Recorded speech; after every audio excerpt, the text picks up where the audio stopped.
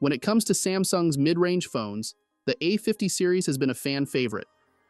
Last year, Samsung launched the redesigned A54, and this year, it's time for the A55. Let's see what new features we get to see this year. I'll walk you through all the differences in this video, so let's quickly hit that like button. When it comes to the design of the phone, the Samsung A54 had a flagship-level design last year.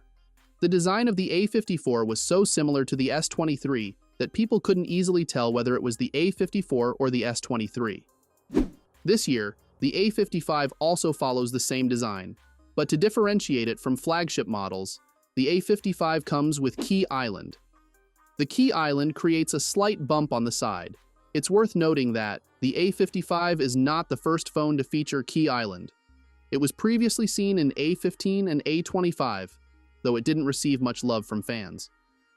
Let's see how the popular A55 is received by fans. Talking about the display of the phones, the A54 boasts a large 6.4-inch screen with a super smooth 120Hz refresh rate. It supports HDR10+ content and has a display brightness of 1000 nits. On the other hand, the A55 has a slightly larger display by 0.1 inches, and its brightness surpasses that of the A54. It also comes with a 120Hz refresh rate and supports HDR10+ content.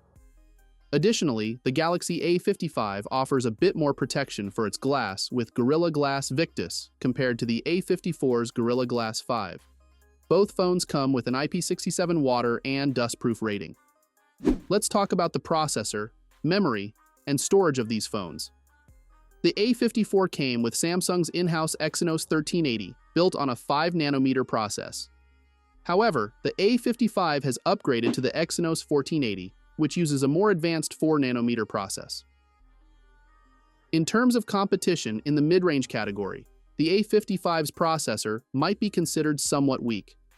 If we compare it, the Exynos 1480 is somewhat equivalent to the Snapdragon 7 Gen 1. In the storage department, both phones come with a base storage of 128 GB.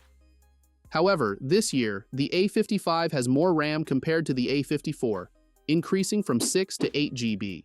Let's talk about the camera. It seems like Samsung has made it clear that if you want a telephoto lens in a budget, you'll have to go for the S23 Fan Edition.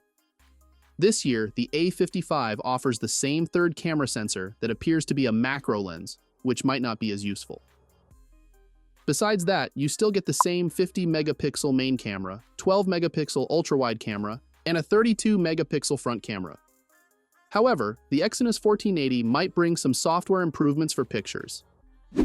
Samsung has made improvements in the audio department for the A55, as the audio quality on the A54 wasn't quite pleasing for the fans.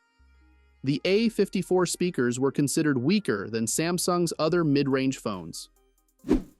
Additionally, the battery and charging speed of both phones remain the same, which is quite good for the mid-range category. Unfortunately, wireless charging support is still absent this year. However, the A55 is offering 7 years of software support compared to the A54, which surpasses other competitive phones like the OnePlus 12R. In my opinion, the A55 is a small upgrade compared to the A54. If you have last year's A54, there isn't a significant reason given by Samsung to compel you to upgrade. If Samsung introduces new AI features in the A55, it could be considered a good upgrade. But overall, I don't think you should rush for it. What do you think? Let me know in the comments below. Do not forget to subscribe to the channel for more new videos. I'll see you in the next one. This is TechTix signing off.